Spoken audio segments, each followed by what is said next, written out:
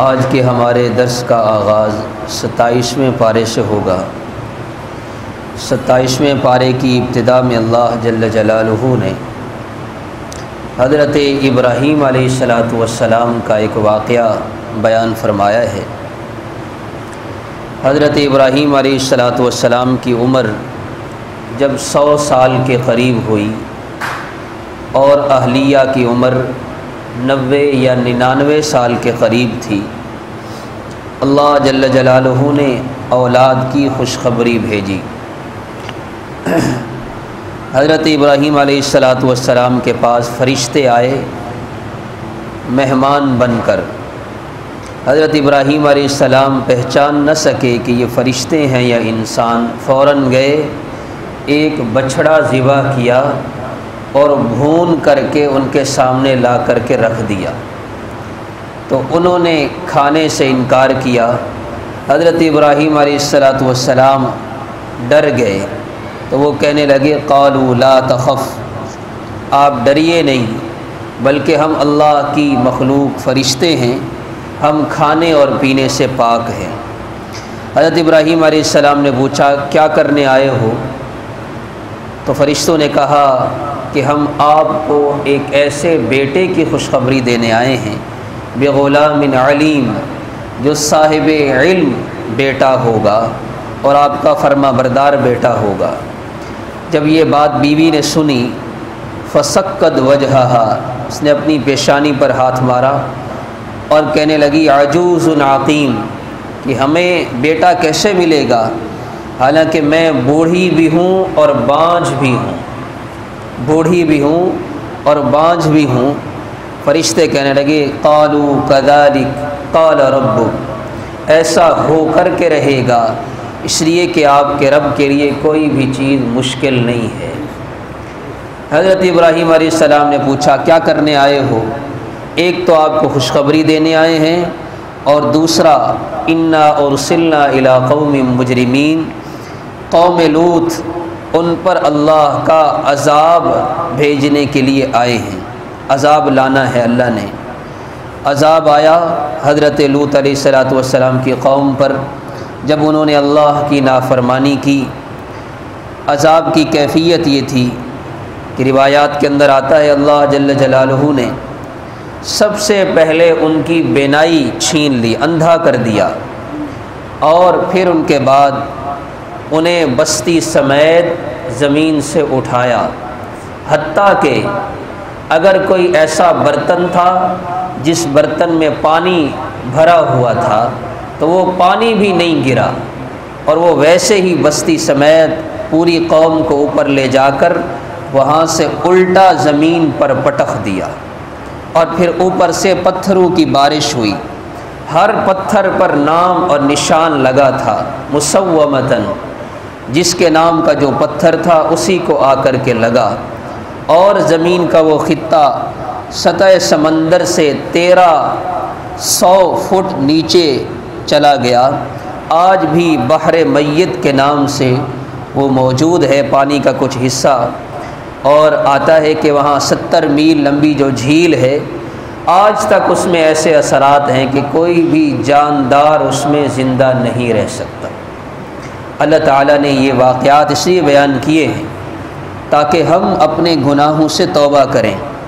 پچھلی قوموں میں جتنی برائیاں تھیں، کسی نہ کسی شکل میں آج امت میں وہ برائیاں موجود ہیں۔ یہ تو اللہ کے پیارے نبی صلی اللہ علیہ وسلم کی برکت سے اور آپ کی دعا کی برکت سے اللہ نے ہمیں صحیح سالم رکھا ہوا ہے۔ اس لیے فرمایا ففروا الی اللہ، دوڑو اللہ کی طرف، دوڑ لگاؤ اللہ کی طرف، اللہ کے علاوہ کوئی جائے پناہ نہیں ہے۔ لا ملجأ من اللہ الا الیہ، انسانیت کے لیے، دکھی انسانیت کے لیے، گناہگار لوگوں کے لیے اللہ کے علاوہ کوئی جائے پناہ نہیں ہے، بلکہ اللہ نے پیدا ہی اس لیے کیا ہے، ما خلقت الجن والانس الا لیعبدون، تاکہ اللہ کے سامنے اپنی بندگی کو ظاہر کرو۔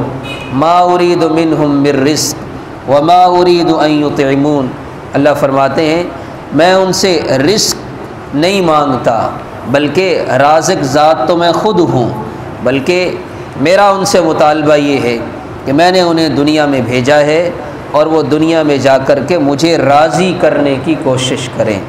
یہ رمضان اللہ اس لیے عطا فرماتے ہیں تاکہ انسان اپنے پورے سال کی گناہوں کی اللہ سے معافی مانگے اور اللہ کو راضی کرے۔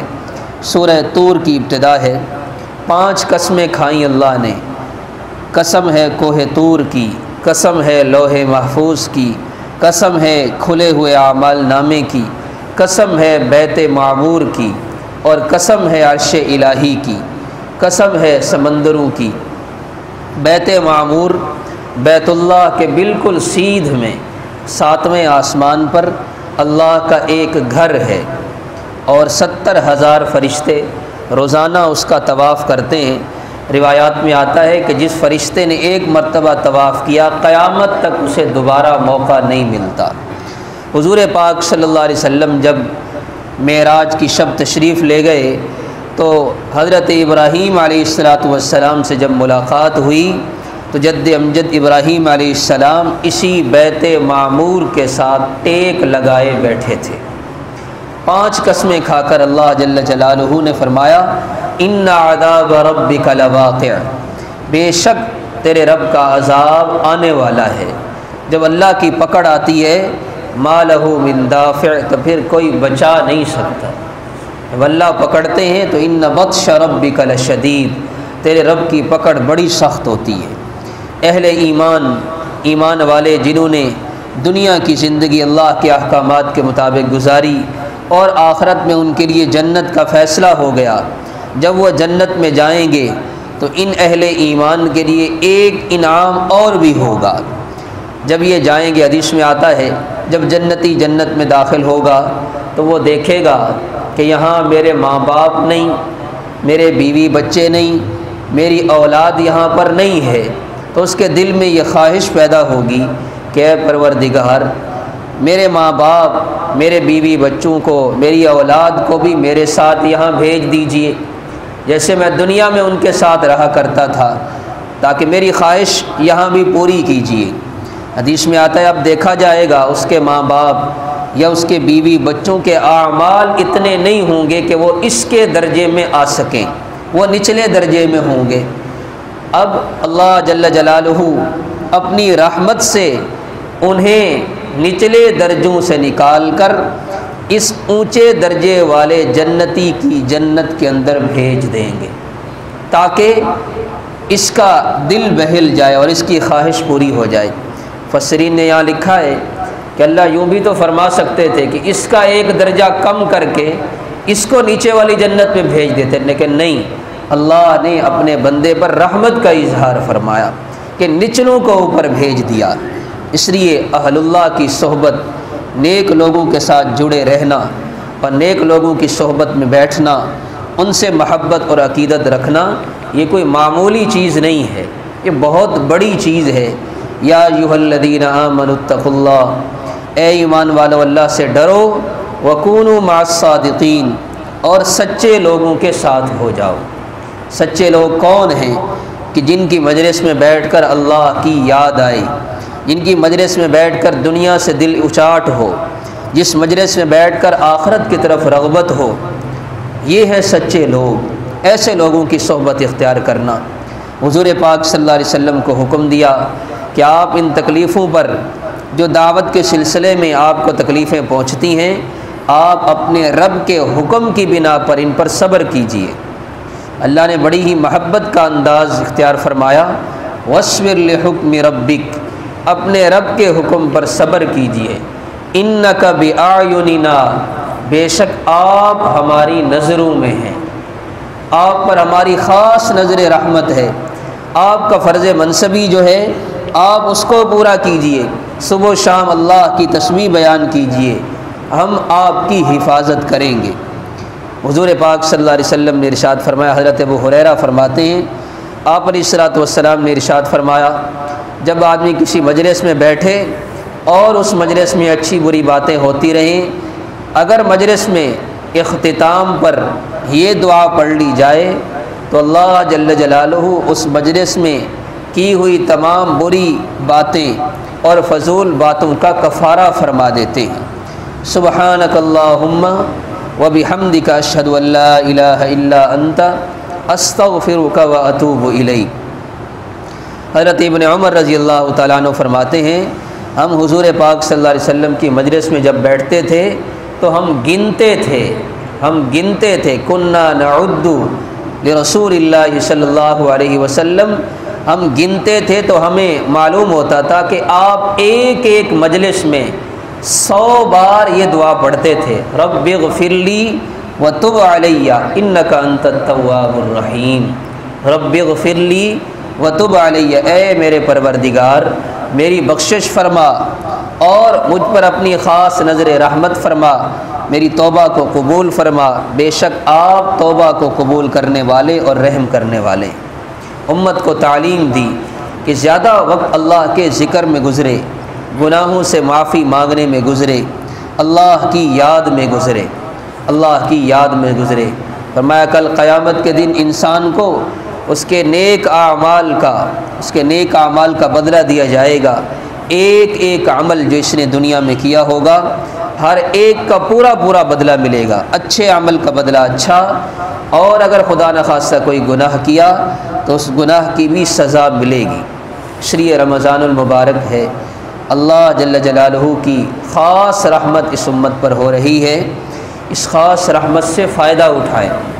یہ دن اللہ کی رحمت سے فائدہ لینے کے ہیں، اللہ کے سامنے گڑ گڑا کر دعائیں مانگنا، خصوصاً یہ طاق راتیں جس طرح اعمال انسان کرتا رہتا ہے تو ہر عمل کی اپنی فضیلت ہوتی ہے، جس طرح اعمال کے فضائل ہوتے ہیں اسی طرح اوقات کے بھی فضائل ہوتے ہیں۔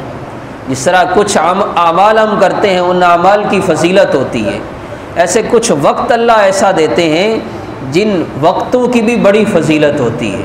انہی اوقات میں سے رمضان المبارک کی آخری عشرہ کی طاق راتیں ہیں، یہ اوقات اور یہ راتیں یہ بھی بڑی فضیلت والی ہیں۔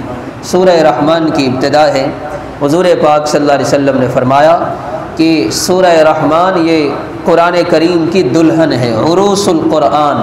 حضرت علی فرماتے ہیں ہر ایک کی دلہن ہوتی ہے، قرآن کی دلہن سورہ رحمان ہے۔ 31 بار اللہ جل جلالہ نے جھنجھوڑا ہے، فَبِأَيِّ آلَاءِ رَبِّكُمَا تُكَذِّبَانِ، تم اپنے رب کی کس کس نعمت کو جھٹلاؤ گے، کن نعمتوں کا انکار کرو گے؟ صبح و شام ہر لمحہ ہر گھڑی اللہ کی نعمتیں استعمال کر رہے ہو، اس اللہ کے فرما بردار بنو، ورنہ کل قیامت کے دن فرمایا یعرف المجرمون بسیماہم، مجرم لوگ وہ نشانیوں سے پہچانے جائیں گے۔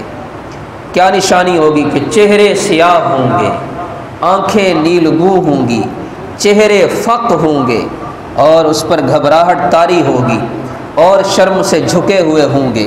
بعض ایسے نافرمان ہوں گے یؤخذ بالنواصی والاقدام، ان کی ہڈیاں پسلیاں توڑ کر ان کی پیشانی اور ان کے پاؤں کو ملا دیا جائے گا اور انہیں گھسیٹ کر جہنم میں ڈال دیا جائے گا۔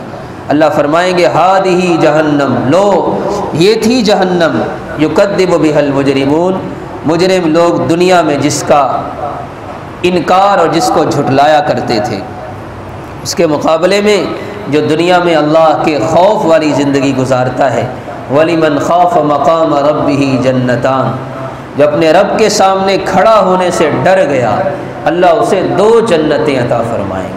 حضرت عمر رضی اللہ تعالیٰ عنہ کی مجلس میں ایک نوجوان آتا تھا، حضرت عمر رضی اللہ تعالیٰ عنہ قبر اور آخرت کا تذکرہ فرماتے۔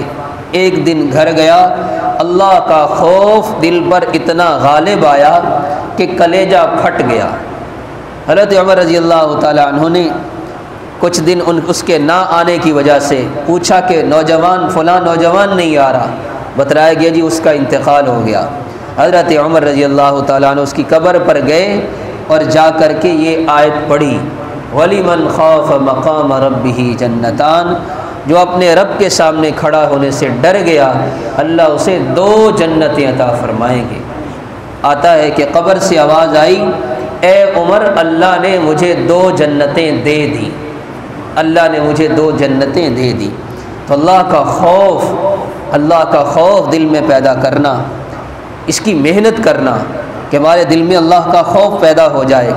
آج مخلوق کا خوف دل میں ہے، خالق کا خوف نہیں ہے، خالق کا خوف نہیں، مخلوق کا خوف ہے۔ اس لیے اپنے اندر کو بنانے کی محنت ہو۔ یہ رمضان المبارک در حقیقت روح کو بنانے کی محنت ہے، روح کو بنانے کی محنت، دل میں اللہ کا خوف پیدا ہو، دل میں اللہ کی رحمت کی امید پیدا ہو، اس طرح اپنے آپ کو بنانا۔ 31 بار آیا ہے، حضور پاک صلی اللہ علیہ وسلم نے فرمایا صحابہ کرام سے، میں نے تمہیں یہ سورہ رحمان تمہارے سامنے پڑھی، جنات تم سے سبقت لے گئے۔ جب بھی میں نے جنات کے سامنے یہ صورت مبارکہ پڑھی اور یہ آیت پڑھی، فَبِأَيِّ آلَاءِ رَبِّكُمَا تُكَذِّبَانِ، فوراً جنات کہتے تھے یا ربنا لا نکذب شیئا من نعمک، اے پروردگار ہم تیری نعمتوں میں سے کسی بھی نعمت کی تکذیب نہیں کرتے۔ آخر میں اللہ کا بابرکت نام ہے تبارک اسم ربک، بابرکت ہے تیرے رب کا نام، ذی الجلال والاکرام، جو بزرگی اور عظمت والا ہے۔ حضور پاک صلی اللہ علیہ وسلم نے فرمایا کہ ہر نماز کے بعد جب دعا مانگو اللہ کے اس نام سے مانگا کرو، اللہم انت السلام ومنک السلام تبارکت ربنا تبارکت یا ذا الجلال والاکرام۔ ایک صحابی کو آپ علیہ الصلوۃ والسلام نے دیکھا، وہ اپنی دعا کے شروع میں ان الفاظ کے ساتھ اللہ کی تعریف کر رہے تھے، یا ذا الجلال والاکرام، یا ذا الجلال والاکرام۔ آپ علیہ الصلوۃ والسلام نے جب سنا تو فرمایا سل تعطا، تو نے اللہ کے اس نام سے اللہ کو پکارا ہے کہ اس نام سے جب بھی اللہ کو پکارا جاتا ہے اللہ سنتے ہیں اور بندے کی دعا کو قبول فرماتے ہیں۔ اس لیے دعاؤں میں یا ذا الجلال والاکرام اس جملے کو بھی شامل فرمائیں۔ سورہ واقعہ کی ابتدا ہے، سورہ واقعہ بڑی فضیلت والی صورت ہے، خصوصاً معاشی تنگی میں اس صورت مبارکہ کو پڑھنا بڑا ہی اہمیت کا حامل ہے۔ حضرت عبداللہ ابن مسعود رضی اللہ تعالیٰ عنہ فقیہ امت ہیں، ان کے مرض الوفات میں جس مرض میں ان کی وفات ہوئی، حضرت عثمان غنی رضی اللہ تعالیٰ عنہ کا زمانہ تھا خلافت کا۔ حضرت عثمان ان کی عیادت کے لیے تشریف لے گئے، اور ان کے بیٹے تھے، یہ بیٹیاں تھیں، بیٹا کوئی نہیں تھا۔ تو حضرت عثمان غنی رضی اللہ تعالیٰ نے فرمایا آپ کی بیٹیاں ہیں، بیٹا نہیں ہے، آپ کا اس دنیا سے جانے کا وقت قریب آ چکا ہے، اگر آپ کہیں تو میں آپ کی بیٹیوں کے لیے بیت المال سے وظیفہ مقرر کر دوں تاکہ آپ کے جانے کے بعد ان کا گزارا ہوتا رہے۔ حضرت عبداللہ ابن مسعود رضی اللہ تعالیٰ عنہ نے فرمایا مجھے بیت المال سے وظیفے کی ضرورت نہیں ہے، میں نے اپنی بیٹیوں کو سورہ واقعہ سکھا دی ہے، میں نے اپنی بیٹیوں کو سورہ واقعہ سکھا دیا۔ اور حضور پاک صلی اللہ علیہ وسلم نے فرمایا من قرأ سورۃ الواقعہ کل لیلۃ لم تصبہ فاقۃ ابدا، جو ہر رات کو سورہ واقعہ پڑھے گا اسے کبھی فاقہ نہیں آئے گا۔ تو میں نے بیٹیوں کو یہ سکھا دیا، اب میں مطمئن ہوں۔ آپ اندازہ کریں صحابہ کرام کے ایمان کی کیفیت کیا تھی، عمل پر یقین تھا، عمل پر، اعمال پر یقین تھا، مال پر نہیں تھا۔ مال نہیں چاہیے، اعمال چاہیے، اور اعمال پر اپنی بیٹیوں کو لگایا، اپنی اولادوں کو لگایا۔ تعلیم دی ہے کہ اپنی اولاد کو دین پر لگانا۔ حضرت عبداللہ ابن مسعود رضی اللہ تعالیٰ عنہ کے بارے میں حضور پاک صلی اللہ علیہ وسلم نے فرمایا کہ کل قیامت کے دن جب ان کا وزن ہوگا، ایک روایت میں یہ بھی آتا ہے نا اعمال جو بندہ کرتا ہے کل اس کے جسم کا وزن ہوگا، تو فرمایا حضور پاک صلی اللہ علیہ وسلم نے حضرت عبداللہ ابن مسعود کا جب وزن ہوگا تو ان میں اخلاص اتنا ہوگا کہ یہ احد پہاڑ سے بھی زیادہ وزنی ہوں گے۔ اخلاص تھا، اپنی اولاد کو دین پر لگایا۔ سورہ حدید کی ابتدا ہے، سورہ حدید میں مسلمانوں کو تلقین کی گئی کہ اپنی کوتاہیوں پر اللہ سے معافی مانگیں، اپنے اندر نیک صفات پیدا کریں، یہ نیک صفات جنت میں لے جانے والا نور بنیں گے۔ حضور پاک صلی اللہ علیہ وسلم نے فرمایا جو آدمی روزانہ سورہ رحمان سورہ واقعہ اور سورہ حدید پڑھتا ہے وہ جنت والوں میں پکارا جاتا ہے، اللہ تعالیٰ اس کا شمار جنت والوں میں فرمائیں گے۔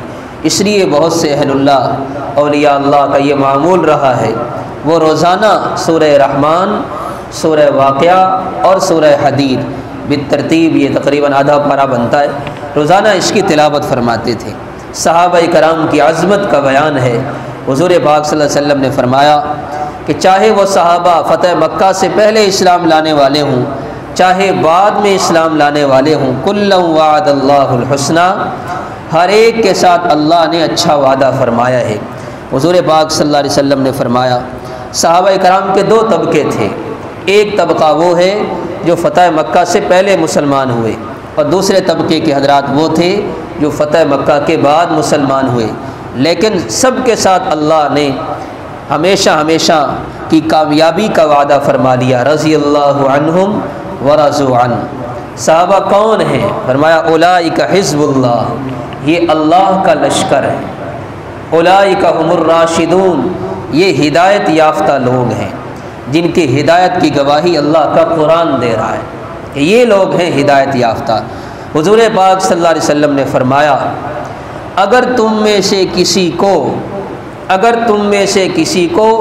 عمر نوح دے دی جائے، عمر 1000 سال کے قریب عمر، اگر تم میں سے کسی کو عمر نوح دے دی جائے اور وہ اس ساری عمر میں اللہ کی نافرمانی نہ کرے، اللہ کو راضی کرتا رہے، تب بھی میرے ادنا صحابی کے ادنا عمل کو نہیں پہنچ سکتا۔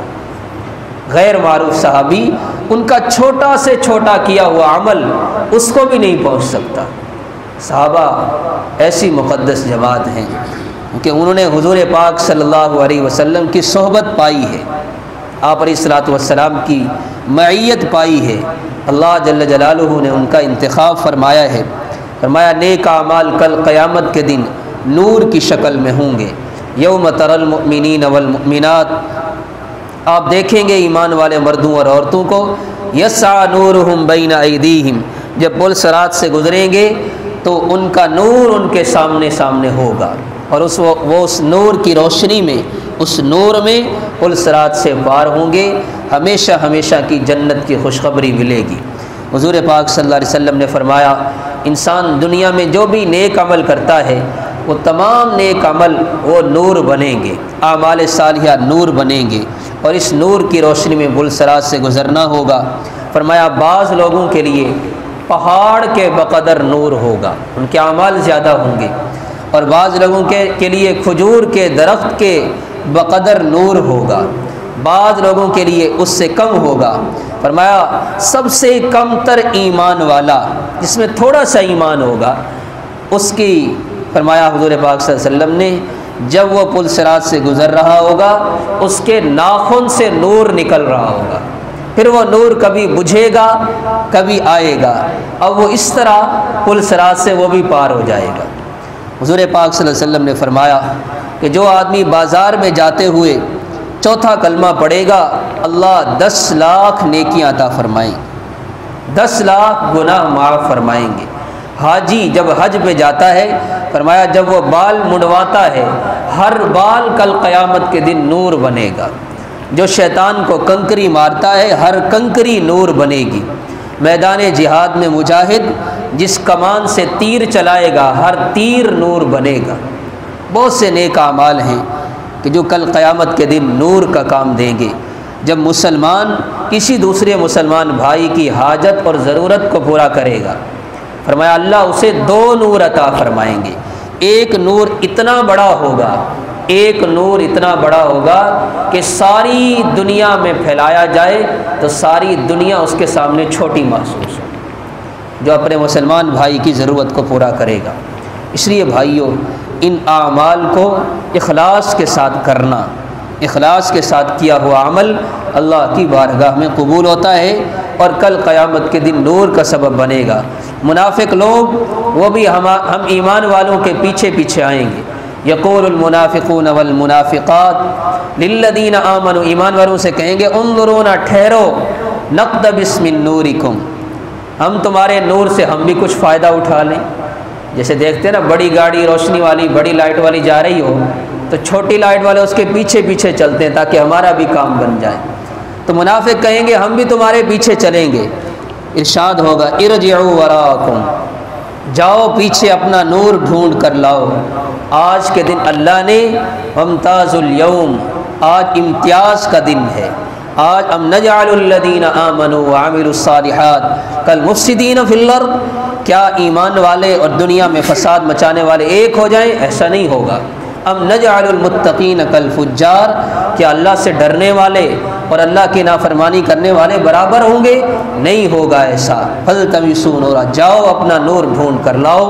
فضرب بینہم بسور لہ باب، فرمایا کہ درمیان میں دیوار قائم کر دی جائے گی، جس دیوار کے اندرونی حصے میں اللہ کی رحمت ہوگی جس طرف ایمان والے ہوں گے، جس کے بیرونی حصے میں اللہ کا عذاب ہوگا۔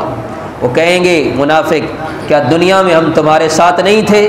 ہم کہیں گے ایمان والے ہاں تم دنیا میں تو ہمارے ساتھ تھے، لیکنکم فتنتم انفسکم، لیکن تمہاری نفس نے، تمہاری خواہشات نے تمہیں آزمائش میں ڈالا اور تم اپنی خواہشات کے پیچھے چلتے رہے یہاں تک کہ اللہ کا فیصلہ آ گیا اور موت آ گئی۔ الیوم لا یؤخذ منکم فدیہ، کوئی فدیہ قبول نہیں ہوگا، صرف اعمال چلیں گے۔ دنیا کی کرنسی وہ پیسہ اور روپیہ ہے، اور آخرت کی کرنسی اعمال ہوں گے۔ اس لیے اپنے آپ کو ہم سب اعمال میں لگائیں۔ یہ بقیہ دن جو ہیں بہت قیمتی دن ہیں۔ گھروں میں اعمال کی فضا ہو، خصوصاً ٹیلی ویژن دیکھنے میں بچے وقت اور گھر کی خواتین وقت ضائع کرتی ہیں۔ اب یہ تو کوئی نہیں کہا جا سکتا کہ آج ہمارے گھروں میں ٹیلی ویژن نہیں ہے، یہ تو ہر گھر کی کہانی ہے۔ کم از کم درجہ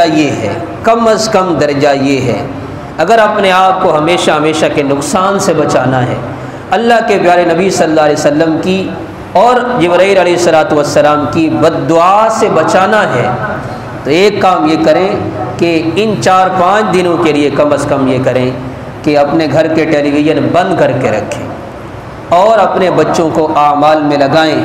گھر والوں کو بتا دیں کہ یہ 3-4 دن بڑے قیمتی ہیں، پورا رمضان غفلت میں گزر گیا، اب غفلت نہیں ہونی چاہیے، کھانے پینے اور سونے میں گزر گیا، اب 3-4 دن ان کو تو قیمتی بنائیں۔ راتوں کا قیام ہو، دن میں صیام ہو، روزہ رکھیں، اللہ کو راضی کریں، قرآن کی تلاوت کریں۔ بچوں سے پوچھیں، گھر والوں سے پوچھیں کہ کتنا قرآن پڑھا، کتنی دعا مانگی، کتنے دن تہجد پڑھی، کتنے اللہ کا ذکر کیا، یہ پوچھیں۔ یہ میری اور آپ کی ذمہ داری ہے۔ ہمارے پوچھنے سے، ہمارے کہنے اور ترغیب دینے سے وہ جو عمل کریں گے اس کا اجر ہمیں بھی ملے گا۔ یہ بالواسطہ بہت سا اجر کمانے کا ہمارے لیے موقع ہے۔ خود بھی کریں گے، ہمارے کہنے پر دوسرے بھی کریں گے تو انشاءاللہ اللہ کی رحمت نازل ہوگی۔ اللہ تعالیٰ جو کچھ کہا سنا، اولاً مجھے، ثانیاً آپ سب کو بھی عمل کرنے کی توفیق عطا فرمائے۔